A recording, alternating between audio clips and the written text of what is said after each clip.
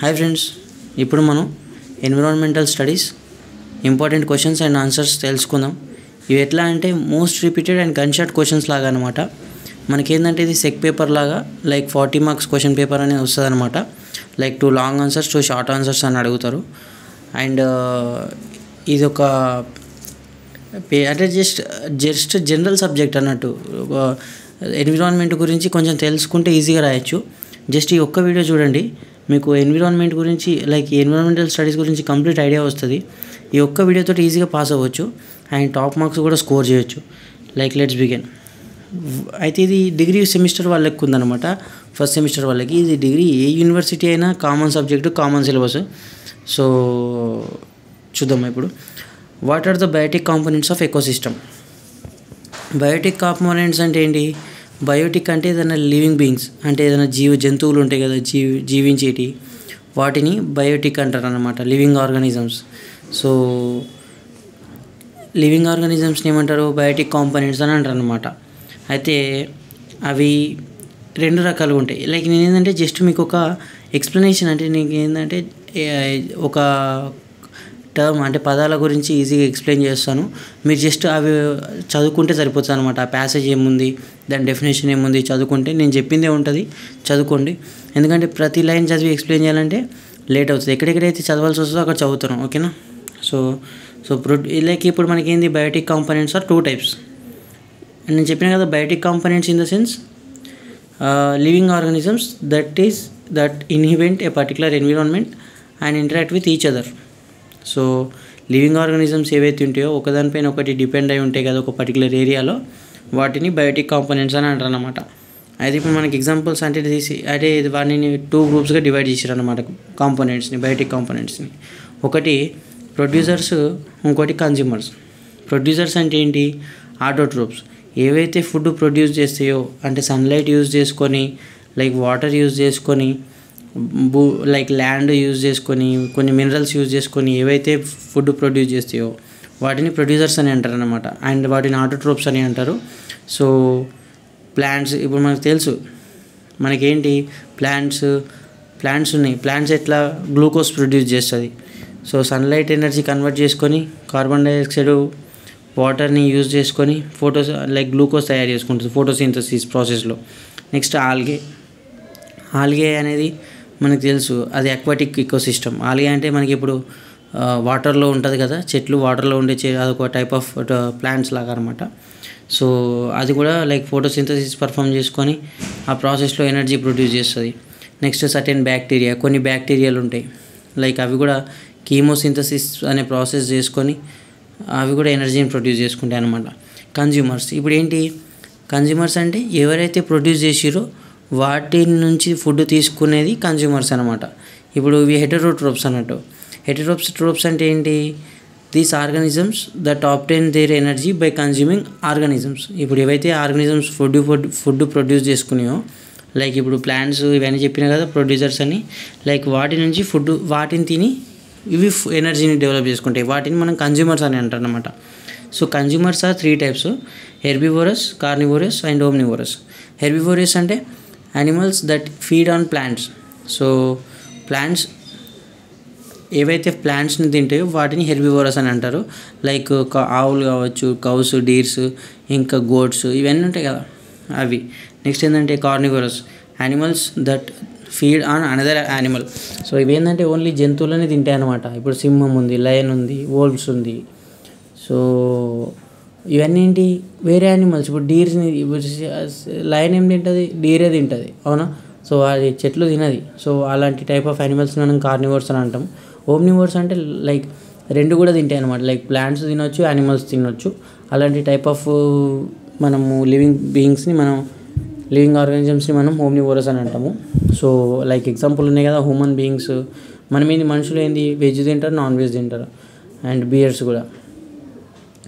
Next genetic bank గురించి question అడుగుతారు, short questions. Like ఇది యూనిట్ 1లో నేను ఇప్పుడు అన్నీ మీకు short questions and long questions explain చేస్తాను యూనిట్ 1, యూనిట్ 2లో. సో ఏంటంటే మీకు మోస్ట్లీ లాంగ్ క్వశ్చన్స్ అయినా షార్ట్ క్వశ్చన్స్ అయినా మనం ఇప్పుడు ఏదైతే టాపిక్ చెప్పుకుంటున్నామో అక్కడ నుంచే వస్తాయన్నమాట. గైస్ తప్పకుండా వీడియో లైక్ చేయండి. లైక్ ఓకే, ఏంటంటే మీరు మర్చిపోతే మళ్ళా లైక్ చేయరేమో, ఎందుకంటే వీడియో లైక్ చేస్తే కామెంట్ చేస్తే వీడియో ఫర్దర్గా ఇంకా రీచ్ అవుతుంది అన్నట్టు, నాకు హెల్ప్ఫుల్గా ఉంటుంది. సో మన ఛానల్కి హెల్ప్ అవుతుంది, ఛానల్ గ్రోత్కి. So let's begin. Genetic bank ఏంటి అంటే seed bank or genetic bank అంటే ఇన్ ద సెన్స్, ఇప్పుడు మనం ఒక సినిమా చూసిరా, మన నవీన్ పూల్శెట్టి, అది మూవీ నేమ్ గుర్తుకు రావట్లేదు, లైక్ స్పమ్. ఇప్పుడు మన లైక్ హ్యూమన్ బీయింగ్స్ అయితే స్పమ్ బ్యాంక్స్ ఉంటాయి, అంటే మన జీన్స్ స్టోర్ చేసి పెడతారనమాట వేరే ఫర్టిలిటీ కోసం, అంటే లైక్ వేరే వాళ్ళకి ఇచ్చి ఫర్టిలిటీ, అంటే లైక్ ఒక బేబీని డెవలప్ చేయడం కోసం, లేదంటే ఫర్దర్ జనరేషన్స్ కోసం మన జెనెటిక్స్ అనేటివి స్టోర్ చేసి పెడతారనమాట. అంటే మన జీన్స్ కానీ లైక్ మనయనే కాదు, లైక్ ప్లాంట్స్ కానీ ఇంకా వేరే యానిమల్స్ కానీ ఏవైనా సరే ఒక్కొక్క బ్యాంక్ అంటారు అనమాట. బ్యాంక్ అంటే అవన్నీ ఒక దగ్గర స్టోర్ చేసే ఏరియా. లైక్ ఇప్పుడు మనకి కొన్ని ల్యాబ్స్ ఉంటాయి, కెమికల్ ల్యాబ్స్ అట్లా వాటిలాగా అనమాట. సో సీడ్ బ్యాంక్స్ ఉంటాయి, జెమ్ ప్లాజమ్ బ్యాంక్ ఉంటుంది. సో ఏంటి seed bank or germplasm bank అంటే, సీడ్ బ్యాంక్స్ అంటే కొత్త ఇప్పుడు లైక్ ఏవైతే స్పీషీస్ అంటే కొన్ని చెట్లు మనకి అంతరించిపోతున్నాయో వాటి, అంటే లైక్ మన బయోడైవర్సిటీని ప్రొటెక్ట్ చేయాలి, ఎన్విరాన్మెంట్ని ప్రొటెక్ట్ చేయాలి అంటే మనం సీడ్స్ అనేటివి స్టోర్ చేసుకోవాలన్నమాట, అవునా. సో అలాంటి సీడ్స్ విత్తనాలు అనేటివి స్టోర్ చేసి పెట్టుకోవాలి. అలా స్టోర్ ఉండే ప్లేస్ని మనం ఏమంటాం, సీడ్ బ్యాంక్ అని అంటాం అనమాట. Next gene bank or genetic repository అంటే this could be an institution or facility that stores genetic material such as DNA from variety of organisms including plants, animals and microorganisms.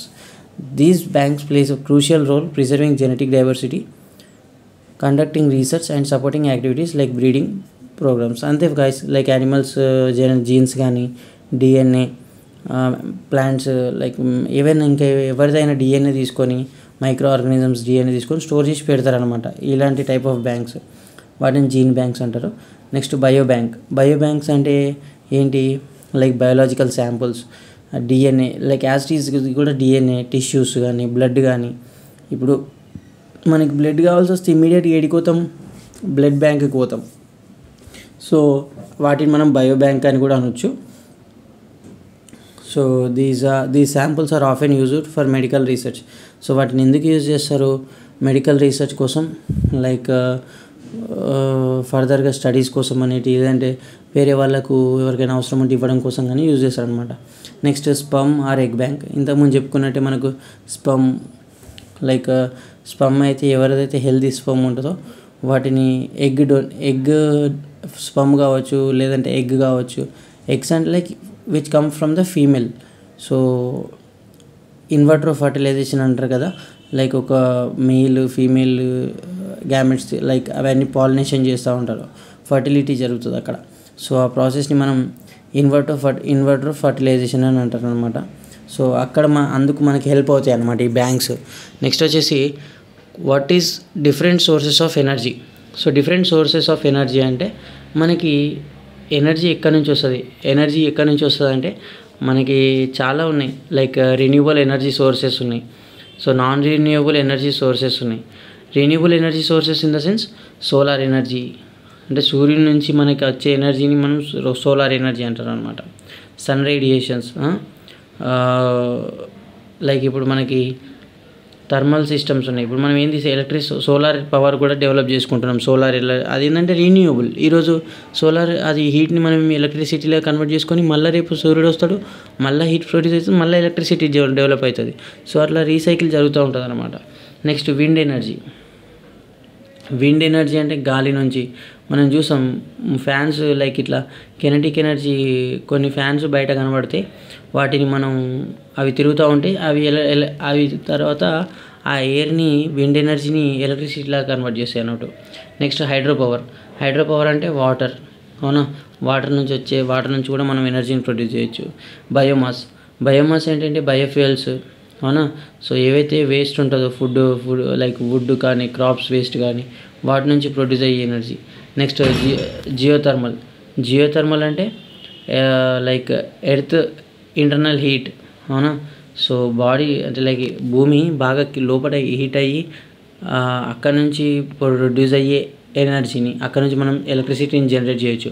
వాటిని geothermal energy అని, next ocean energy అని, like oceans నుంచి కూడా మనం energy develop చేసుకోవచ్చు. అవునా, టైడల్ energy. So ఇవి ఉంటాయి కదా, wave energy. Next non renewable sources. Like మీరు ఇవన్నీ రాయాల్సిన అవసరం లేదు, బేస్డ్ ఆన్ క్వశ్చన్ అనమాట. ఎట్లా అంటే లాంగ్ క్వశ్చన్ ఇస్తే ఎక్కువ రాయండి, షార్ట్ క్వశ్చన్స్ ఇస్తే తక్కువ రాయండి. మీకు ఎట్లా కన్వీనియంట్గా ఉంటే అట్లా రాయండి, కానీ రాయాల్సిన మాత్రం పక్కా. ఓకేనా. So renewable energy, non renewable energy sources ఏంటి? ఒకటి ఏంటంటే కోల్ ఏంది మనకి బొగ్గు. అది బొగ్గు ఒకసారి వాడినామంటే అయిపోతుంది, మళ్ళీ బొగ్గు రాదు కదా.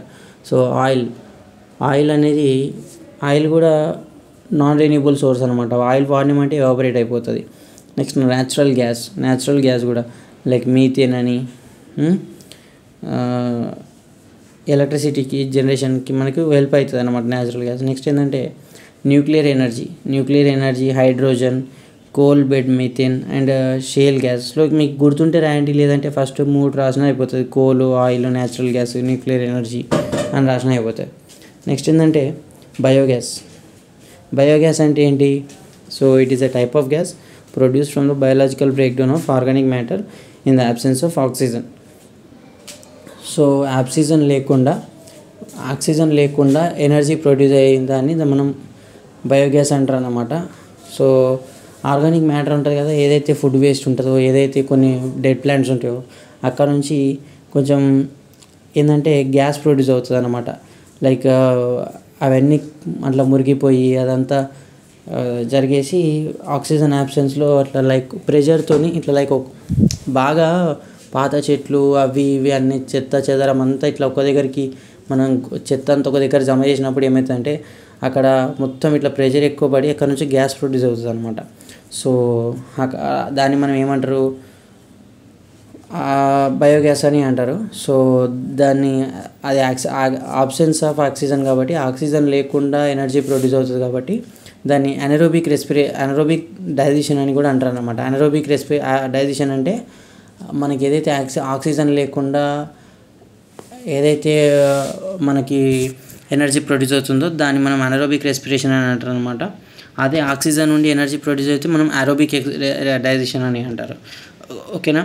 సో నెక్స్ట్ ఏంటంటే biogas primarily consist of methane and carbon dioxide with trace amounts of other gases. It can be used as renewable energy source for heating the electricity generation and as a vehicle fuel. So like vehicle fuels కోసం కానీ electricity generations కోసం కానీ మనం వీటిని use చేసుకోవచ్చు అనమాట.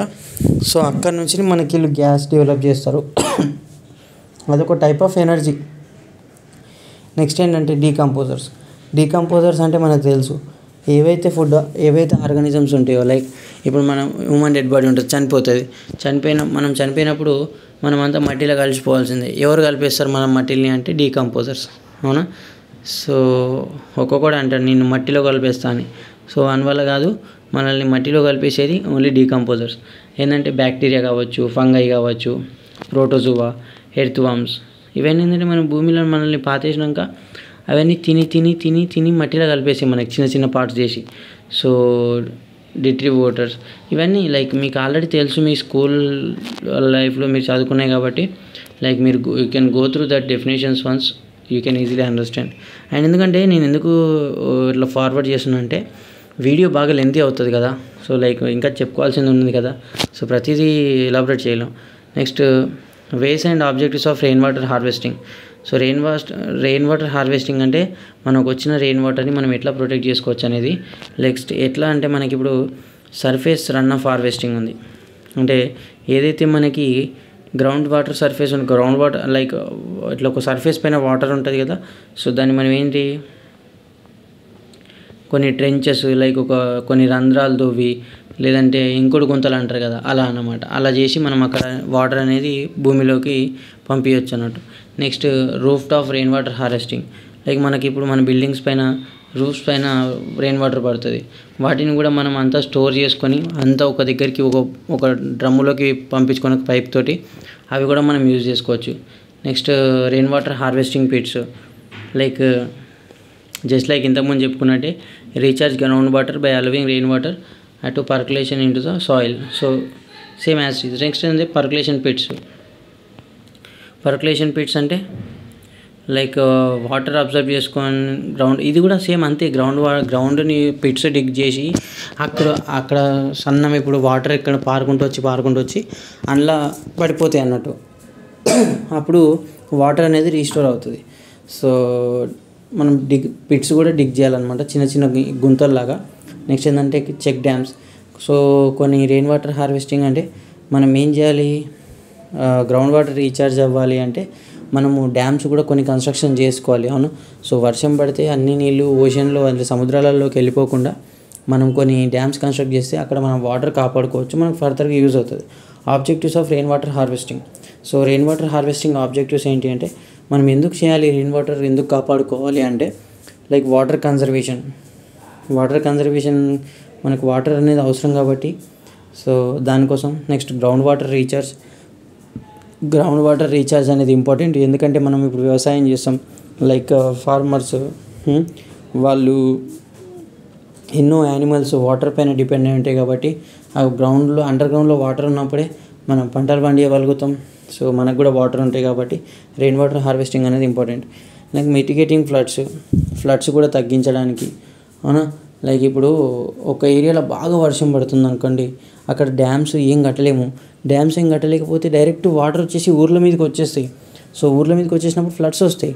So అప్పుడు dams కట్టుకున్నాం అనుకోండి, అక్కడ దగ్గరలో వాటర్ అన్నీ అక్కడ స్టోర్ అవుతాయి డ్యామ్స్లలో, రెయిన్ వాటర్. సో మనం ఫ్లడ్స్ కూడా కంట్రోల్ చేయొచ్చు. Sustainable water supply. సో అందరికీ వాటర్ సప్లై కూడా ఉంటుంది. డ్రాట్స్ మిటిగేషన్, లైక్ మనకు కరువు లేకుండా ఉంటుంది అన్నమాట. నెక్స్ట్ ఏంటంటే ఎన్విరాన్మెంటల్ సస్టైనబిలిటీ. ఎన్విరాన్మెంట్ కూడా పీస్ఫుల్గా, చెట్లకు వాటర్ కావాల్సి వస్తుంది, యానిమల్స్కి వాటర్ కావాల్సి వస్తుంది, హ్యూమన్ బీయింగ్స్ కావాల్సి వస్తుంది. సో అందరికీ ఉంటుంది అనమాట. Reducing water bills. సో మన వాటర్ బిల్స్ని కూడా తగ్గించుకోవచ్చు. నెక్స్ట్ కమ్యూనిటీ ఎంపవర్మెంట్, ఇవన్నీ like rain water harvesting. Again same question repeat అవుతుంది ఇక్కడ. సో కాంపోనెంట్స్ ఏంటి, లైక్ అంటే రెయిన్ వాటర్ హార్వెస్టింగ్ ఏంటంటే ఎట్లా చేస్తాం, ప్రాసెస్ ఏంటి అనేది అడుగుతుండు. Like it involves collecting, storing and using rain water that falls on roof surfaces and catchment ఏరియాస్లో. ఫస్ట్ మీరు ఇది రాయాలి. రెయిన్ వాటర్ హార్వెస్టింగ్ డెఫినేషన్ ఏంటి అంటే వాటర్ని కలెక్ట్ చేయడం, స్టోర్ చేయడం అండ్ రూఫ్ టాప్స్లో అంటే లైక్ మన డాబా పైన కానీ లేదంటే సర్ఫేసెస్ కానీ, సో ఇంకేదైనా ఏరియా కానీ అక్కడ ఏం చేయాలి, తర్వాత ఆ వాటర్ని ఎట్లా ఫర్దర్గా ఎట్లా ప్రాసెస్ చేసుకోవాలి అనేది క్వశ్చన్. అంటే ఇప్పుడు మనకు వర్షం పడితే అది మంచిగా ప్యూర్ ఉండే కదా వాటర్ అన్నీ, కింద పడ్డాక మొత్తం అంత చెత్త ఇది, అవిటిని ఎట్లా ఫిల్టర్ చేసుకోవాలి. సో మనకి ఏంటంటే క్యాచ్మెంట్ సర్ఫేస్ ఫస్ట్ ఏరియా చూసుకోవాలి. తర్వాత కన్వేయన్స్ సిస్టమ్ అంటే సో వాటర్ని ఎట్లా కిందికి తీసుకురావాలి, లైక్ ఒక దగ్గరికి ఎట్లా స్టోర్ చేసుకోవాలి.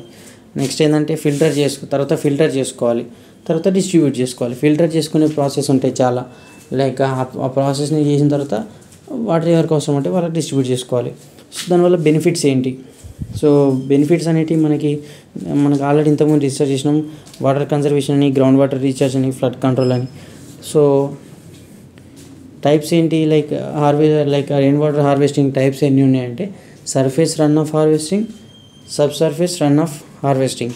So surface run off harvesting అంటే ఏంటంటే రూఫ్ టాప్స్, ఏవైతే మనకు డాబా మీద నుంచి వస్తాయో వాటరు, సో అలాంటివి అనమాట. నెక్స్ట్ సబ్ సర్ఫేస్ అంటే ఏవైతే capturing water that infiltrates into the ground. So ఏవైతే గ్రౌండ్ లైక్ భూమి మీద వాడుతూ ఉంటాయో వాటిని మనం sub surface run off harvesting అని అంటారనమాట, వాటిని కాపాడుకోవడాన్ని. Next applications. సో మనం ఎక్కడ యూజ్ చేస్తాం ఈ వాటర్ని అంటే డొమెస్టిక్ యూజ్, మన లైక్ ఇంతకుముందు చెప్పుకున్నట్టుగా ఇరిగేషన్ కోసం కానీ లైక్ అగ్రికల్చర్ పర్పస్లో అర్బన్ ఏరియాస్లో యూజ్ చేస్తాం.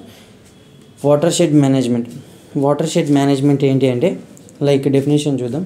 వాటర్ షెడ్ మేనేజ్మెంట్ ఏంటంటే it involves the comprehensive planning and sustainable development of water shed to ensure optimal use of water resources. So like ఇది కూడా water shed management in the sense వాటర్ని protect చేసుకోవడం.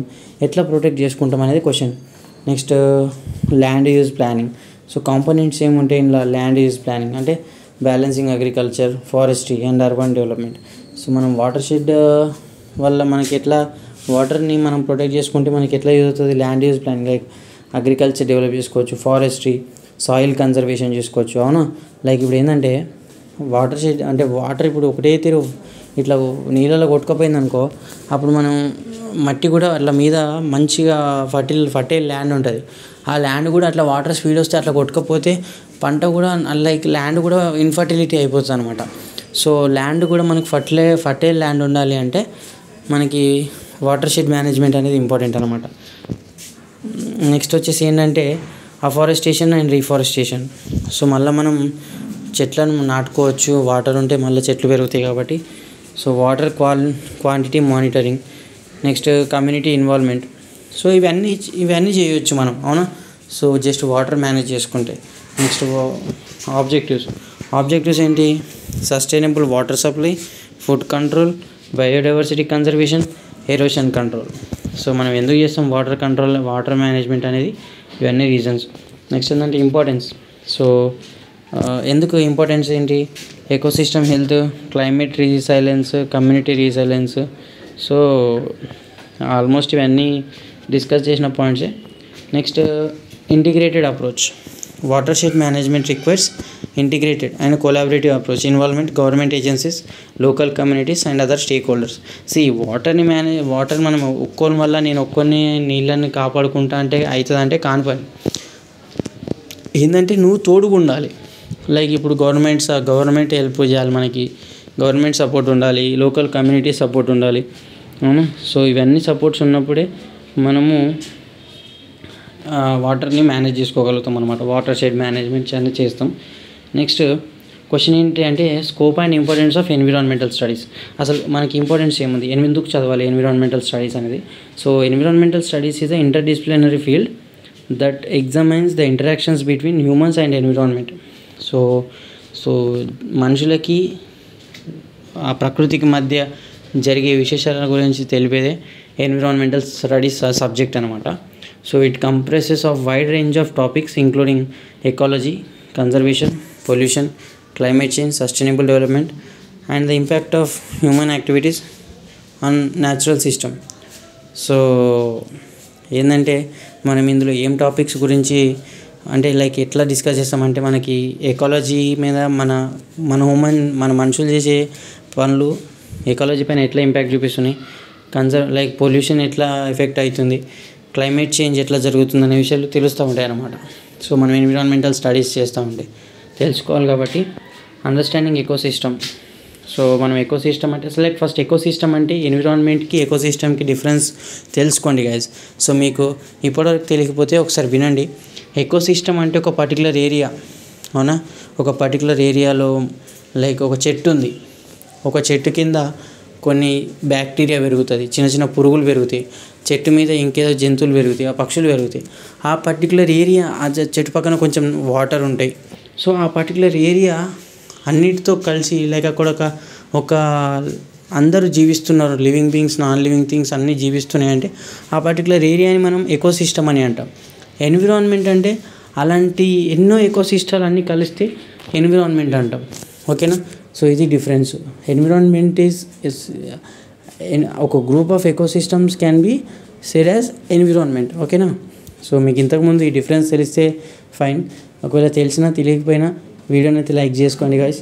Next ఏంటంటే biodiversity. Next biodiversity conservation. Like మనం ఎందుకు చేస్తాం environmental studies ఎందుకు చదువుకోవాలి అంటే బయోడైవర్సిటీ, లైక్ ఇప్పుడు మన ఎన్విరాన్మెంట్ కన్జర్వేషన్ కోసం, కాపాడుకోవడం కోసం అసలు ఏం జరుగుతుంది, ప్రకృతికి ఏం హానికి జరుగుతుంది, మనం ఎట్లా కాపాడుకోవాలనే విషయాలు తెలుస్తాయి కాబట్టి మనకు ఇది ఇంపార్టెంట్ అనమాట. నెక్స్ట్ ఏంటంటే natural resource management. So natural resource management అంటే న్యాచురల్ రిసోర్సెస్ ఏమున్నాయి, సోలార్ పవర్, విండ్ పవర్, వాటిని మనం మేనేజ్ చేసుకోగలుగుతాం కాబట్టి. నెక్స్ట్ పొల్యూషన్ కంట్రోల్, మనం పొల్యూషన్ని కూడా కంట్రోల్ చేసుకోవచ్చు ఇవన్నీ మనం తెలుసుకుంటే. Next climate change, mitigation and adaptation. So climate changes like ozone layer ఉంది, ఓజోన్ లేయర్ మన పొల్యూషన్ వల్ల బాగా హోల్స్ పడుతున్నాయి, హోల్స్ పడితే ఏమవుతుంది, టెంపరేచర్ అనేది రైజ్ అవుతుంది భూమి మీద. సో అది విషయాలు తెలిసినాక మనం ఏం చేస్తాం, ఈ స్మోకింగ్ వెహికల్స్ మానేసి లైక్ కార్బన్ డైఆక్సైడ్ రిలీజ్ చేసే ఫ్యూయల్ వెహికల్స్ మానేసి ఎలక్ట్రికల్ వెహికల్స్ వాడడం మొదలు పెడుతున్నాం. సో ఇట్లా మనం చేంజెస్ చేసుకోవచ్చు. నెక్స్ట్ సస్టైనబుల్ డెవలప్మెంట్, అవునా. ఒక పీస్ఫుల్గా సస్టైనబుల్గా డెవలప్మెంట్ అనేది అవుతుంది కాబట్టి ఎన్విరాన్మెంటల్ స్టడీస్ అనేది important. Next environmental policy and regulation. Next public awareness, like environmental policy and regulation అంటే లైక్ ఒకవేళ చట్టరీత్యా అనే నేరాలు ఉంటాయి కదా, లైక్ మీరు చెట్లు కోస్తే చెట్లు కట్ చేస్తే కనుక మీకు ఇంత జరిమానా విధిస్తాం, జైలు శిక్ష అని ఉంటాయి కదా. సో ఆ విషయాలు తెలుసుకోవాలి. మనం తెలుసుకుంటే అవి చేయకుండా ఉంటాం, తెలుసుకున్నాక చేస్తే కూడా చక్కగా జైలుకే పోతాం. సో అందుకని next public awareness and education, జనాలకు ఒక అవేర్నెస్ ఉండాలి కాబట్టి ఎన్విరాన్మెంటల్ సిస్టమ్ అనేది ఇంట్రడ్యూస్ చేశారనమాట. Next human health. So human health కూడా ఇంపాక్ట్ అవుతుంది, అంటే ప్రకృతి మంచిగా ఉన్నప్పుడే మనుషులు మంచిగా ఉంటారు కాబట్టి. సో ఇది important global perspective. So all these are like important points అనమాట. నెక్స్ట్ ఏంటంటే write about excessive conservation of biodiversity. Excessive conservation of biodiversity అంటే లైక్ ఇది ఏంటంటే గైస్, ఇంతకుముందు మనం లైక్ బ్లడ్ బ్యాంక్స్ అని, లైక్ స్పర్మ్ బ్యాంక్స్ అని, బయో బ్యాంక్స్ అని వీటి గురించి తెలుసుకున్నాం.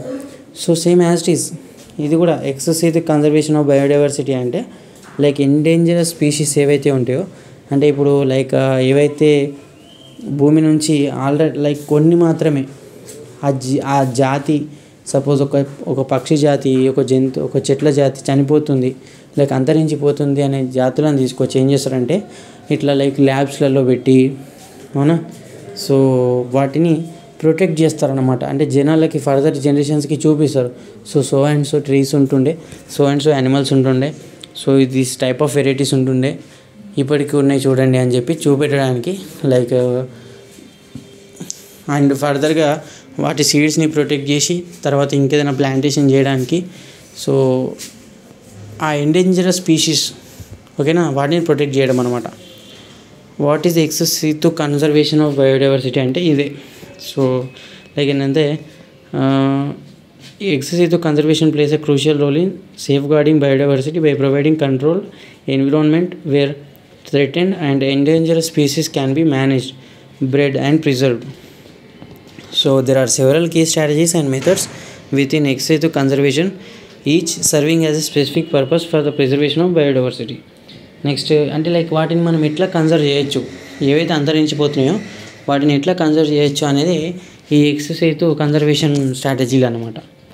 సో ఎట్లా మనం కన్జర్వ్ చేయొచ్చు, బొటానికల్ గార్డెన్స్ పెట్టవచ్చు, అవునా, ఆర్బోరేటా, సో నథింగ్ బట్. సో మనం ఏంటంటే కొన్ని గార్డెన్స్ మనం సొంతంగా లైక్ ఏవైతే జంతువులు అంతరించిపోతున్నాయో లేకపోతే ఏవైతే చెట్లు అంతరించిపోతున్నాయో వాటి సీడ్స్ని పెట్టి మనం ఒక గార్డెన్ లాగా డెవలప్ చేయొచ్చు, అవునా. సో మనం ఏంటంటే సీడ్ బ్యాంక్స్, ఒక నిమిషం గైస్, పీడిఎఫ్ కాస్త స్క్రోల్ అయింది, like just a minute. Seed banks like okay, seed banks ఉన్నాయి. నెక్స్ట్ ఏంటంటే జూస్ అండ్ అక్వేరియంస్. మనకి ఇప్పుడు తెలుసు, మనం ఏవైతే లైక్ ఫిషెస్ ఏవైతే కొత్త లైక్ అంతరించిపోతున్నాయో, ఫిషెస్ ఏమైనా ఉంటే కానీ లేకపోతే వాటర్ యానిమల్స్ ఏమైనా ఉంటే కానీ వాటిని అక్వేరియంస్లో పెట్టి చూపెట్టడము, కాపాడుకోవడము. నెక్స్ట్ జూస్ అంటే జంతువులు, ఇప్పుడు ఏవైతే కొన్ని వైట్ టైగర్స్ ఉంటుండే అవి ఇప్పుడు అంతరించిపోతున్నాయి. సో వాటిని ఇప్పుడు జ్యూస్లలో పెట్టి చూపించడం, కాపాడడం అనమాట, వాటిని అంతరించిపోకుండా కాపాడుకోవడం. నెక్స్ట్ కైరో ప్రిజర్వేషన్ అంటే nothing but freezing of reproductive cells such as sperms, eggs and embryos at ultra low temperature. Like ఏంటంటే ఇది ఒక ప్రాసెస్ అనమాట. ఏంటి అంటే రీప్రొడక్టివ్ సెల్స్, కొన్ని యానిమల్స్ రీప్రొడక్టివ్ సెల్స్ కానీ స్పర్మ్స్ కానీ ఎగ్స్ కానీ కొంచెం కూల్ టెంపరేచర్లో మెయింటైన్ చేసి వాటిని కాపాడడం అనమాట. So such type of.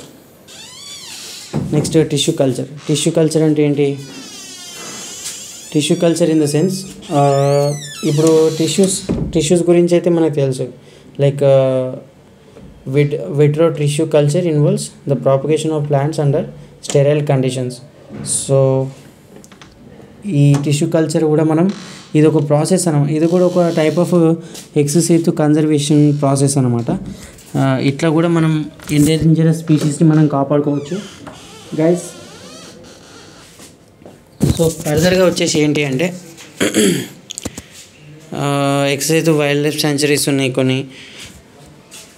Water is a finite source. So water is a finite source. Like ఇప్పుడు వాటర్ గురించి కొన్ని క్వశ్చన్స్ అడిగినప్పుడు వాటర్ కన్జర్వేషన్ గురించి లైక్ ఇట్లా రాసుకోవాలి మనం. Water is finite source and our source of population grows and climate pattern shifts, it becomes increasingly important for us to be mindful of our water usage. So మనం సొసైటీలో జనాలు పెరిగే కొద్దీ water యొక్క అవసరాలు పెరుగుతాయి కాబట్టి సో ఇంపార్టెంట్ అనమాట. వాటర్ కన్జర్వేషన్ గురించి రాయమని అడుగుతారు. So water conservation is not just a responsibility, it is a necessary for the wellbeing of our plants and future generations. ఓకేనా. So here are the few key reasons for why water conservation is crucial. So question ఏంటి అంటే water conservation అనేది ఎందుకు అని question అడుగుతారు. So question అడిగినప్పుడు మనం ఈ ఆన్సర్స్ రాయాలి. ఎందుకంటే ప్రిజర్వింగ్ ఎకోసిస్టమ్, సో ఎకోసిస్టమ్ని కాపాడుకోవాలి అంటే water conservation important. Addressing scarcity, so కరువు ఉండొద్దు అంటే water conservation important. So climate changes ఏం రావద్దు అంటే water conservation important. Sustainable agriculture కంటిన్యూస్గా ఉండాలంటే important. Next preserving energy resources. So preserving energy resources nothing but like water treatment and distribution involves significant energy inputs. By conserving water, we can reduce the energy needed for this process, contributing to overall increasing conservation and sustainability. Next enti fix leaks. So like water ఇప్పుడు మనకు water conservation importance తెలుసుకుందాం. So మనం ఎట్లా conserve చేయగలుగుతాం, how can we conserve water, like ఎట్లా ఏమేమి precautions తీసుకోవాలంటే fix leaks. So ఎక్కడైతే లీక్స్ అనేటివి ఉంటాయో అక్కడ లీక్స్ అవ్వకుండా చూసుకోవాలన్నమాట. నెక్స్ట్ ఏంటంటే మైండ్ఫుల్ వాటర్ యూసేజ్, లైక్ ఒక బకెట్ అవసరమైతే ఒక బకెటే వాడుకోవాలి, 4 బకెట్లు వాడొద్దు స్నానానికి కానీ బాత్రూమ్కి కానీ. ఓకేనా. Water efficient appliances. So water efficient appliances అలాంటివి ఏమైనా ఉంటే వస్తువులు లైక్ తక్కువ వాటర్ వాడుకొని ఎక్కువ మనకు పనులు చేసి పెట్టే ఏమన్నా ఐటమ్స్ ఉంటే వాటిని వాడుకోవాలి. ఇప్పుడు మనకి మెషిన్ ఉంటుంది, వాషింగ్ మెషిన్. సో అందులో మనం కొన్ని వాటర్ యూజ్ చేసుకొని ఎక్కువ బట్టలు పిండుకోవచ్చు. సో అలాంటివి మనం ఉంటే వాడుకోవాలన్నమాట. Next educate and advocate. So మనం ఏం చేయాలి, ఇంకా స్కూల్స్లలో ఎవరికైనా టీచర్స్ కానీ లేదంటే ఇంకా ఫర్దర్ పర్సన్స్ కానీ చెప్తూ ఉండాలి వాటర్ని ఎట్లా కన్జర్వ్ చేసుకోవాలని చెప్పి. Explain the structure of ecosystem and classification of ecosystem. ఓకేనా. సో ఎకోసిస్టమ్ స్ట్రక్చర్ ఏంటి, క్లాసిఫికేషన్ ఆఫ్ ఎకోసిస్టమ్ ఇంతకుముందు చెప్పిన. ఎకోసిస్టమ్ అంటే ఏందని ఇంతకుముందు చెప్పిన. ఏంటి అండ్ ఒక పర్టికులర్ ప్లేస్లో లైక్ కొన్ని యానిమల్స్ కానీ లైక్ ఇన్సెక్ట్స్ కానీ ఒక బర్డ్స్ కానీ చెట్లు కానీ ఒక రివర్ కానీ ఒక పర్టికులర్ రీజియన్ని మనం ఎకోసిస్టమ్ అని అంటాం అన్నమాట. డెఫినేషన్ చూస్తే an ecosystem is a complex and dynamic system where living organisms interact with each other on their physical environment. Okay na. This includes both biotic and non-biotic components forming a functional unit. These structures of ecosystem can be described in terms of components and their interactions. Like ఇంతకుముందు చెప్పుకున్న definition మనం ఇది.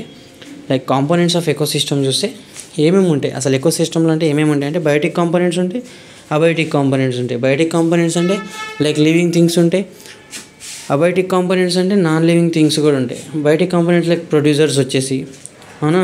So plants కానీ algae కానీ bacteria ఉంటాయి. Consumers ఉంటారు, like ఆ ప్లాంట్స్ని animals తినే కన్జ్యూమర్స్ ఉంటాయి. పారాసైట్స్ అవునా, లైక్ హెర్బివోరస్, కార్నివోరస్, ఓమ్నివోరస్. డీకంపోజర్స్ ఉంటాయి, అంటే ఏవైతే డెడ్ ఆర్గానిక్ మ్యాటర్ని సింపుల్ సబ్స్టెన్సెస్ లాగా కన్వర్ట్ చేస్తే వాటిని డీకంపోజర్స్ అంటారు.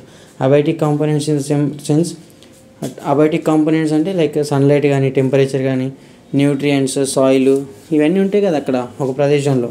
నెక్స్ట్ కెమికల్ ఎన్విరాన్మెంట్ ఉంటుంది, ఎయిర్ వాటర్ సాయిల్ ఇవన్నీ కెమికల్స్తో ఫామ్ అయినాయి కదా. సో క్లైమేట్, హ్యూమిడిటీ, టెంపరేచర్ అవునా, precipitation, so and so things. Next ఏంటంటే ఎనర్జీ ఫ్లోస్.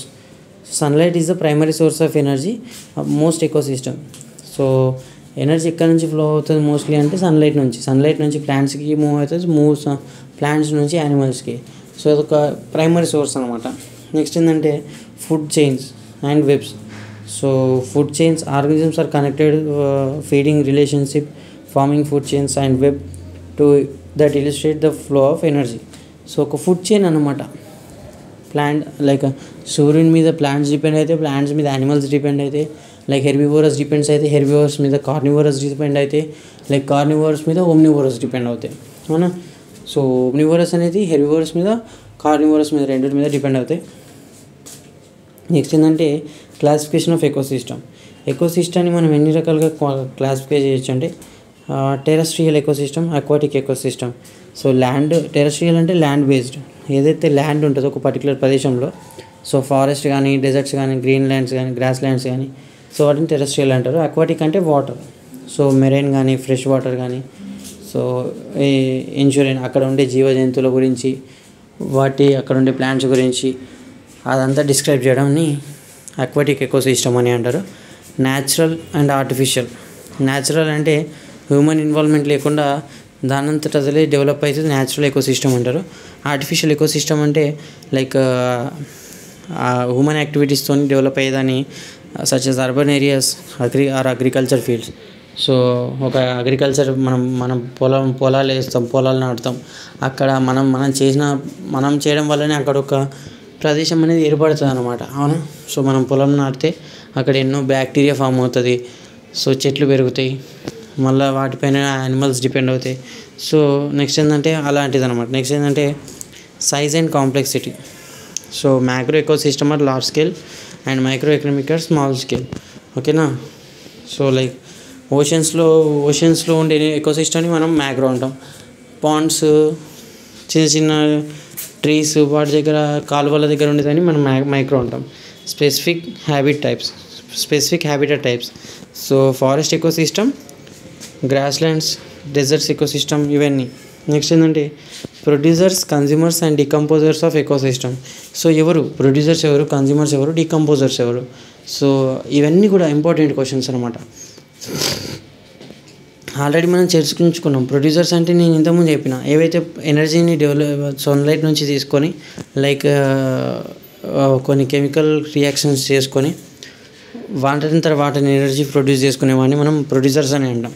లైక్ ఇప్పుడు ఎగ్జాంపుల్స్ ప్లాంట్స్, మనం సో వీటి రోల్స్ ఏంటి, ప్రొడ్యూసర్స్ రోల్స్ ఏంటి అంటే convert sunlight energy into chemical energy through the process is called photosynthesis. So photosynthesis ప్రాసెస్లో sunlight ఎనర్జీని కెమికల్ ఎనర్జీ లాగా కన్వర్ట్ చేస్తాయి అనమాట ప్లాంట్స్. సో ఇదంతా అదే. నెక్స్ట్ కన్జ్యూమర్స్ గురించి మనం ఇంతకుముందు ఆల్రెడీ తెలుసుకున్నాం, ఎన్ని టైప్స్ అని, హెర్బివోరస్, కార్నివోరస్, ఓమ్నివోరస్ అని. సో మళ్ళీ డబల్ వచ్చింది కాబట్టి అనవసరం. నెక్స్ట్ డీకంపోజర్స్ గురించి కూడా తెలుసుకున్నాం. So what is ecological pyramid. So ఇది ఇంపార్టెంట్. ఎకలాజికల్ పిరమిడ్ అంటే ఏంటి అంటే అదంతా చెప్పాను కదా, ఫస్ట్ లెవెల్ ఏంటి, సెకండ్ లెవెల్ ఏంటి, థర్డ్ లెవెల్ ఏంటి. ఫస్ట్ లెవెల్ ఏంటి, ప్రొడ్యూసర్స్ ఉంటారు. లైక్ అదొక సైకిల్ లెక్క, ఒకదానిపైన ఒకటి డిపెండ్ అయ్యి ఉంటుంది అనమాట. నెక్స్ట్ ఫస్ట్ లెవెల్లో ఏంటి, ప్రొడ్యూసర్స్ పైన డిపెండ్ అయ్యి హెర్బివోరస్. థర్డ్ లెవెల్లో సెకండ్ కన్జ్యూమర్స్, అది కార్నివోరస్. Next secondary carnivorous. తర్వాత వచ్చేసి వాటిని కార్నివోరస్ని తినేటి ఏంటి, వల్చర్స్, ఈగల్స్, లయన్స్, టైగర్స్, ఇక అవే టాప్ అన్నమాట. వాటిని తినేటి ఏమైనా ఉంటాయంటే ఉండవు ఇంకా, ఓకేనా. సో ఇది ఒక ఎకలాజికల్ పిరమిడ్ అన్నమాట. నెక్స్ట్ వాటన్నింటిని తినేది ఏమన్నా చనిపోయిన తర్వాత ఏమైనా ఉన్నాయంటే డీకంపోజర్స్, అవునా.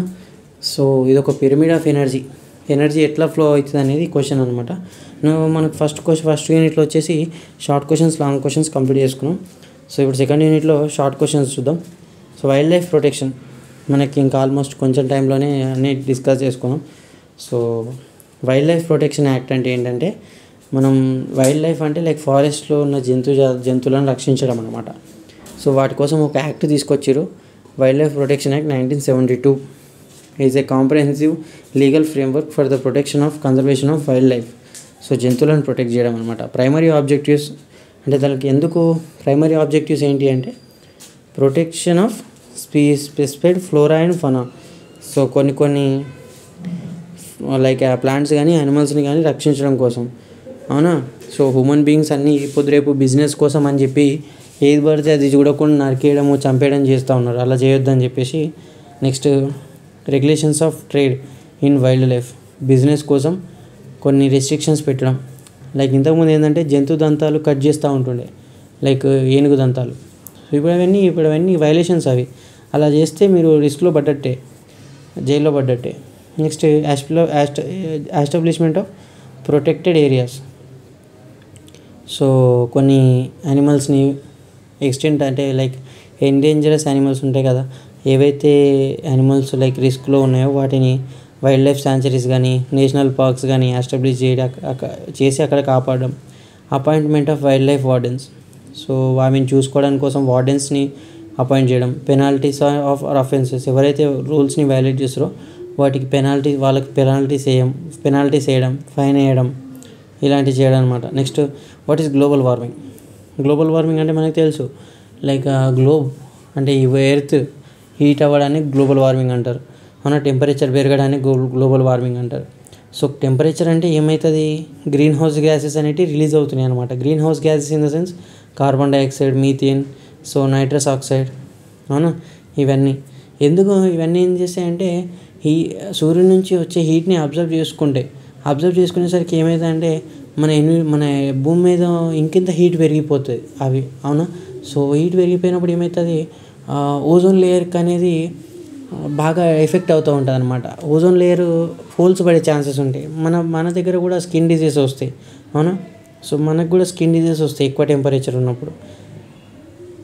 సో మనం ఎట్లా కంట్రోల్ చేయొచ్చు మరి అంటే లైక్ డిఫారెస్టేషన్ చేయొద్దు. ఈ డిఫారెస్టేషన్ వల్లనే లైక్ చెట్లను నరికేయడం వల్లనే ఇదంతా జరుగుతుంది. ఇండస్ట్రీస్ పెట్టడం వల్ల, నెక్స్ట్ ఈ కెమికల్ ఫర్టిలైజర్స్ యూజ్ చేయడం వల్ల కూడా అని చెప్పుకోవచ్చు అగ్రికల్చర్లో. నెక్స్ట్ ఏంటంటే greenhouse effect. Key points about global warming. Global warming ఎట్లా పడుతుంది అంటే చెప్పిన కదా, గ్రీన్ హౌస్ ఎఫెక్ట్స్ లైక్ కొన్ని కెమికల్స్ ఉన్నాయని చెప్పిన కదా, కార్బన్ డైఆక్సైడ్. సో వాటి ఎఫెక్ట్ అనమాట. నెక్స్ట్ ఏంటంటే టెంపరేచర్ రైజ్.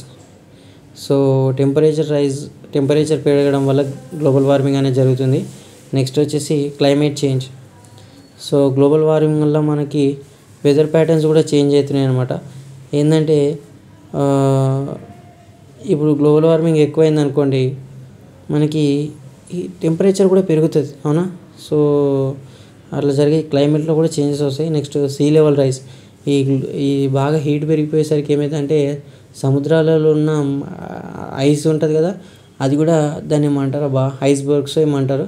సో అవి కూడా కరిగిపోతాయి అనమాట. కరిగిపోయి ఏమవుతుంది, వాటర్ లాగా ఫామ్ అవుతాయి.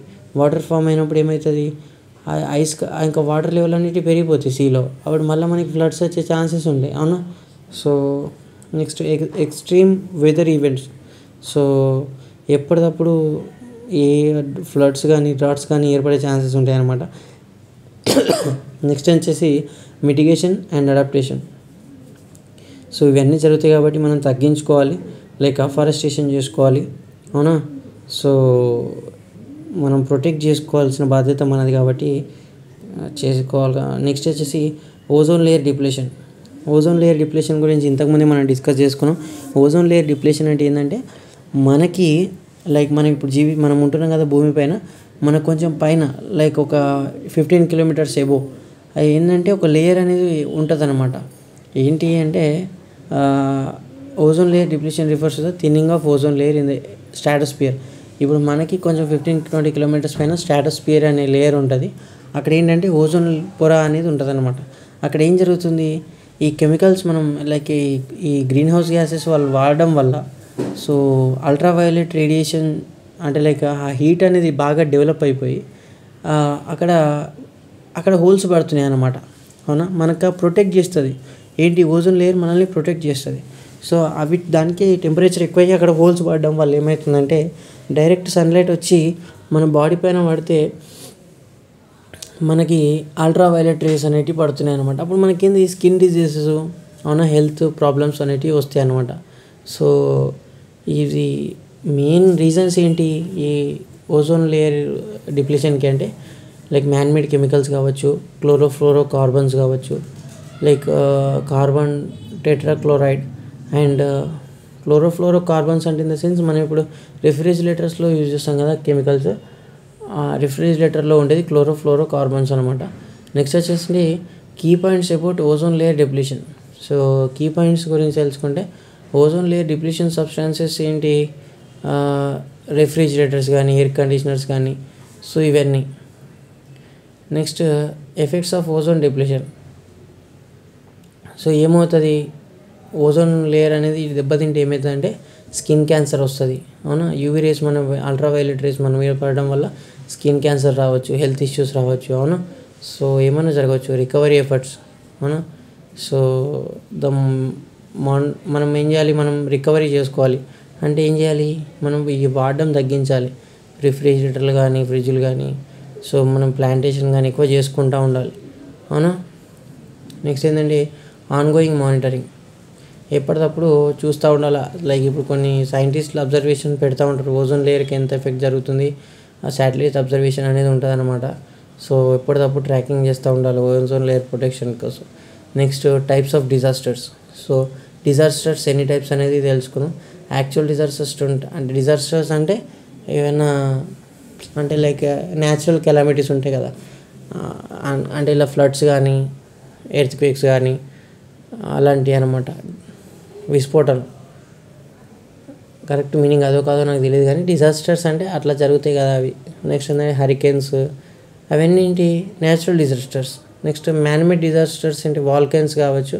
నెక్స్ట్ మ్యాన్మేడ్ డిజాస్టర్స్ అంటే ఏంటి, industrial accidents, technological hazards, transportation accidents. ఇవన్నీ మనుషులు చేస్తారు కాబట్టి ఇవన్నీ మ్యాన్మేడ్ డిజాస్టర్స్ అనమాట. లైక్ ఏంటంటే మీకు అర్థమైపోతుంది, జస్ట్ చూసుకుంటే మీరు జస్ట్ సైడ్స్ అవి చదువుకోండి. ఎందుకంటే వీడియో లెంతీ అవుతుంది, కొంచెం ల్యాగ్ అయితే మనకు కూడా ఇంట్రెస్ట్ ఉండదు కాబట్టి చెప్తున్నా. సో ఎక్కువ ల్యాగ్ చేయొద్దు. బట్ బై ద వే మనకి ఇంత లెంతీ వీడియో చేస్తున్న సింగిల్ టేక్లో, తప్పకుండా ఇక్కడి వరకు వచ్చిన వాళ్ళైతే వీడియో లైక్ చేయండి guys. And thanks for watching this video. చూద్దాం ఇంకా వీడియో అంటే ఇక్కడికి ఆపేస్తలేను. Next environmental disaster. Environmental disaster అంటే ఏంటి, కాకపోతే చిన్న బ్రేక్ తీసుకోండి, లైక్ ఇట్లా చిన్న వాటర్ తాగుతారా తాగండి. ఎన్విరాన్మెంటల్ డిజాస్టర్స్ అంటే ఏంటి, డిఫారెస్టేషన్ కానీ, నెక్స్ట్ పొల్యూషన్ కానీ, సో ఇవన్నీ. Next what is greenhouse effect. So ఇంతకుముందు మనం చదువుకున్నట్టే greenhouse effect is a natural process that warms the earth surface. It occurs when the sunlight energy reaches the earth atmosphere, some of which reflected back to the space and the rest is absorbed and radiated by greenhouse gases. So greenhouse gases అంటే nothing but ఈ carbon dioxide కానీ, methane కానీ, so ozone layer కానీ, వీటి వల్ల పడే effect అంటే ఈ గ్యాసెస్ వల్ల పడే ఎఫెక్ట్ని మనం గ్రీన్ హౌస్ ఎఫెక్ట్ అని అంటాం అనమాట. ఏంటంటే లైక్ ఇవి ఏం చేస్తాయంటే సన్లైట్ని అబ్జర్వ్ చేసుకొని ఏం చేస్తాయంటే బాగా టెంపరేచర్ రైజ్ చేస్తాయి భూమి మీద. అప్పుడు మనకి స్కిన్ ప్రాబ్లమ్స్ అవి వస్తాయి అన్నమాట. సో అది. నెక్స్ట్ వచ్చేసి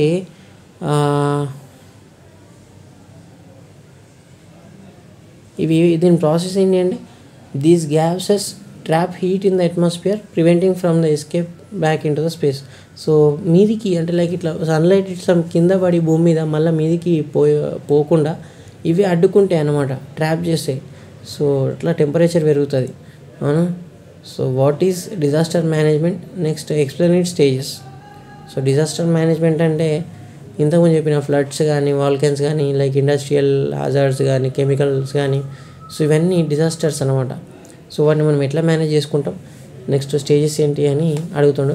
సో ఎట్లా మేనేజ్ చేసుకుంటాం గాయస్, మనం అవి వాడద్దు, ఏవైతే వాడుతున్నామో అవి వాడకాలు తగ్గించాలి. రిఫ్రిజిరేటర్స్ కానీ అవి ఇవి తగ్గించాలి అని రాసుకోవాలి మనం ఆన్సర్. సో మనకి డెఫినేషన్ కూడా గదే ఉంటుంది మోస్ట్లీ. నెక్స్ట్ మిటిగేషన్ ఏంటి, తగ్గించాలి. లైక్ మనం ఏవైతే ఐటమ్స్ వాడుతున్నామో వాటిని తగ్గించాలి. ప్రిపేర్డ్నెస్ అంటే ముందే ప్రిపేర్డ్ అయి ఉండాలన్నమాట. లైక్ డిజాస్టర్స్ వస్తుందనే విషయం తెలిస్తే, లైక్ వాల్కెన్స్, ఫ్లడ్స్ అనేటివి వస్తాయని తెలిస్తే ముందే ప్రిపేర్ అయి ఉండాలి. అవునా. సో ఏం చేయాలి, prepared activities includes creating emergency plans, conducting drills and exercises, establishing communication system. So ఇదంతా సెటప్ చేసుకోవాలన్నమాట. Next response involves the immediate actions taken to address and emergency and lives and save lives and property. అంటే ఇప్పుడు ఏదన్నా floods కానీ మనం వచ్చినాయి అనుకో, immediate response తీసుకుంటుంది గవర్నమెంట్ వాళ్ళని ప్రొటెక్ట్ చేయడానికి. అట్లా మనం ప్రికాషన్స్ తీసుకోవచ్చు అనమాట హ్యూమన్ లైఫ్స్ కాపాడడానికి. Next recovery in the sense మళ్ళీ మనం ఏం చేయాలి, ఎక్కడైతే ఫ్లడ్స్ కానీ, డ్రడ్స్ కానీ, వాల్కెన్స్ కానీ, ఇండస్ట్రియల్ హజార్డ్స్ కానీ మనం అయితే అక్కడ మళ్ళీ మనం రీబిల్డ్ చేసుకోవాలి. అవును. సో మళ్ళీ మనం యథావిధిగా న్యాచురల్ రిసోర్సెస్ని డెవలప్ చేసి అక్కడ మనం మన రిసోర్సెస్ని రీబిల్డ్ చేసుకోవాలన్నమాట. నెక్స్ట్ క్వశ్చన్ ఏంటి, రిస్క్ రిడక్షన్. మనం రిస్క్ కూడా తగ్గించాలన్నమాట, అవునా. సో మంచి కన్స్ట్రక్షన్ లైక్ ఇంజనీరింగ్ ప్లాన్, మనం ఏదైనా కన్స్ట్రక్షన్ చేస్తున్నప్పుడు కూడా ఇంజనీరింగ్ ప్లాన్ ఏదైనా ప్లాన్ తెలుసుకొని లైక్ గట్టి ఇల్లు కట్టుకోవాలి. లేదంటే చిన్న చిన్నగా మనకు తెలిసినట్టు ఇల్లు కడితే ఏమవుతుందంటే అది ఒకటేసారి మన ల్యాండ్ కరెక్ట్ లేకపోతే ఫ్లడ్స్ కానీ లేదంటే ఇంకేమన్నా లైక్ ఎర్త్క్వేక్స్ కానీ వచ్చినప్పుడు మన బిల్డింగ్ కొలాప్స్ అయ్యే ఛాన్సెస్ ఉంటాయి. అట్లా చాలా జరుగుతాయి. సో ఇంజనీరింగ్ ప్లాన్ తీసుకొని ఇల్లు కట్టుకునేది ఉంటాయి. Next causes and effects of air pollution. So air pollution వల్ల ఎలాంటి ఇబ్బందులు జరుగుతాయని మనకి క్వశ్చన్. సో మనకు తెలుసు బర్నింగ్ లైక్ ఎక్కడి నుంచి వస్తాయి, దాని ఎఫెక్ట్స్ ఏంటి. సో కాజ్ ఏంటి, first burning of fossil fuels. So మనం ఇప్పుడు కార్బన్ డైఆక్సైడ్ కానీ ఇప్పుడు మనం వాడతాంగా పెట్రోల్, డీజిల్, ఇవన్నీ వీటి వల్ల మనకి ఎయిర్ పొల్యూషన్ అనేది జరుగుతుంది అన్నమాట. అయితే మనం దానివల్ల ఎఫెక్ట్ ఎట్లా పడుతుందంటే మనకి బాగా రెస్పిరేటరీ ప్రాబ్లమ్స్ వస్తాయి, హెల్త్ ఇష్యూస్ వస్తాయి, అవునా. ఇండస్ట్రియల్ యాక్టివిటీస్, అక్కడ వాళ్ళు స్మోక్ అనేది ఎమిట్ చేస్తూ ఉంటారు, బాగా పొగ వస్తుంది అక్కడ నుంచి, అవునా. పొల్యూటెంట్స్ రిలీజ్ చేస్తారు. సో అక్కడ నుంచి కూడా మనకి హెల్త్ ప్రాబ్లమ్స్, అక్కడ దగ్గరలో ఉన్న ప్రజలకందరికీ చాలా హెల్త్ ప్రాబ్లమ్స్ వస్తాయి. నెక్స్ట్ ట్రాన్స్పోర్టేషన్ ప్రాబ్లమ్స్ కూడా. ఇప్పుడు మనకి వెహికల్స్ ట్రాన్స్పోర్ట్ నైట్రస్ ఆక్సైడ్ కానీ కార్బన్ మోనాక్సైడ్ కానీ ఇవి వదులుతూ ఉంటాయి వెహికల్స్. సో వాటి వల్ల రెస్పిరేటరీ ప్రాబ్లమ్స్ అనేవి కామన్. నెక్స్ట్ ఏంటంటే agriculture practice. So agriculture practice అంటే మనం పెస్టిసైడ్లు వాడుతూ ఉంటాం, ఎన్నో కెమికల్స్ వాడుతూ ఉంటాం, వాటి వల్ల రెస్పిరేటరీ ప్రాబ్లమ్స్ వస్తాయి. Next waste disposal and burning. So మనం ఇప్పుడు కొన్ని ఏదంటే ప్లాస్టిక్ కానీ లేదంటే ఏమైనా వేస్ట్ కానీ ఏమైనా ఉంటే కాల్చడం వల్ల ఏమవుతుంది, అక్కడ పొల్యూషన్ అనేది రైజ్ అవుతుంది అన్నమాట. సో డిఫారెస్టేషన్ చేస్తాం. సో డిఫారెస్టేషన్ చేయడం వల్ల, చెట్లను కట్ చేయడం వల్ల కూడా మనకి కార్బన్ డైఆక్సైడ్ లెవెల్స్ పెరిగిపోతాయి. సో వాటి వల్ల కూడా చాలా ఎఫెక్ట్ ఉంటుంది. Next effects of air pollution. Air pollution effects ఎలా ఉంటాయంటే respiratory and health issues, cardiovascular problems అంటే లైక్ హార్ట్ అటాక్ అంటే లైక్ హార్ట్కి సంబంధించిన ప్రాబ్లమ్స్ ఏమైనా రావడం కానీ, ఎన్విరాన్మెంటల్ డిగ్రేడేషన్, అవునా. సో ఎయిర్ పొల్యూషన్ వల్ల ఏమవుతుంది, ఎన్విరాన్మెంట్ అనేది లైక్ చెడిపోతుంది అనమాట. నెక్స్ట్ వచ్చేసి క్లైమేట్ క్లైమేట్లో మార్పులు వస్తాయి. ఓజోన్ లేయర్ డిప్రెషన్ అయిపోతుంది, అంటే ఓజోన్ లేయర్ అనేది ఖరాబ్ అయిపోతుంది, హోల్స్ పడతాయి. నెక్స్ట్ విజిబిలిటీ ఇంపైర్మెంట్ అంటే particular matter and pollutants reduce visibility, transportation safety and scene views. Next economic impact. So మనకి ఎన్విరాన్మెంట్ అంతా ఖరాబ్ అయిపోయినప్పుడు మనకి ఎకనామీ పైన కూడా ఇంపాక్ట్ పడుతుంది కదా. సో అదే అంటున్నారు అనమాట. నెక్స్ట్ వచ్చేసి write about a role of information technology in environment and human health. So environment పట్ల, మన మనుషుల పట్ల ఇన్ఫర్మేషన్ టెక్నాలజీ ఎట్లా యూజ్ చేస్తున్నారు అనేది క్వశ్చన్ అనమాట. సో ఎట్లా అంటే ఇప్పుడు చాలా ఐటీ అనేది చాలా ఇన్ఫ్లుయెన్స్ చేస్తుంది. సాఫ్ట్వేర్ కానీ మన లైఫ్స్లో ఇప్పుడు మొబైల్ ఫోన్స్ ఉన్నాయి, ఏదో కంప్యూటర్ సిస్టమ్ ఉంది, మనం ఏం ఆపరేషన్స్ చేసుకోవాలన్నా, ఏం టెస్టులు చేసుకోవాలన్నా with the help of computers only we are able to do, right. మనకు రిపోర్ట్స్ రావడం కానీ, లేదంటే ఎన్విరాన్మెంట్ గురించి లైక్ ఎన్విరాన్మెంట్ ఇప్పుడు సాయిల్ ఉంది, సాయిల్లో ఎన్ని న్యూట్రియంట్స్ ఉన్నాయి అనేది ఎట్లా తెలుస్తుంది, కొన్ని మెషిన్స్ యూజ్ చేస్తున్నాం మనం. సో ఐటీని వాడుకుంటున్నాం. Like these different ways. మనం ఐటీ లేకుండా లైక్ ఇప్పుడు సాఫ్ట్వేర్ లేకుండా, మెషిన్స్ లేకుండా we can't able to do at least some things also, right. Next environmental monitoring and management, sensor networks and IT, big data analytics.